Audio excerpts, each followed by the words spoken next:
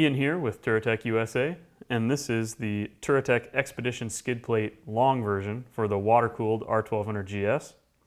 This skid plate is very similar to our other Expdtion skid plate from this point forward. It uses the same 4mm thick aluminum construction, the same 4mm thick stainless steel reinforcement plate.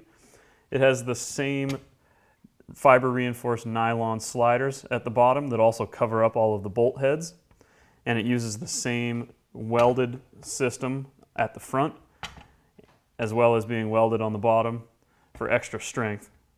This skid plate, the long version, includes an extension at the back which extends past the center stand pivot all the way back to the cross member in the center stand to give you a completely smooth sliding surface all the way from the front of the engine back to the farthest extreme position before the center stand sets here. This extension, what it does is it really gives you a lot of coverage for the catalytic converter, for the exhaust of the motorcycle, as well as a completely smooth sliding surface on the underside of the bike to get the motorcycle over obstacles that are a little bit too tall for it. This mount at the back of the skid plate is a really beautiful piece of work. It's all laser cut stainless steel welded together here.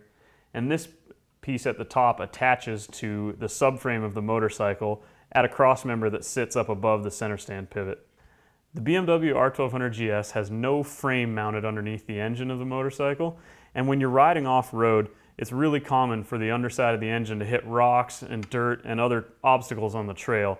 And sometimes those obstacles can cause a lot of problems on the underside of the engine. Nobody wants to have a broken engine in their bike because that'll really ruin a trip. It's really important to have a very strong skid plate mounted underneath your machine.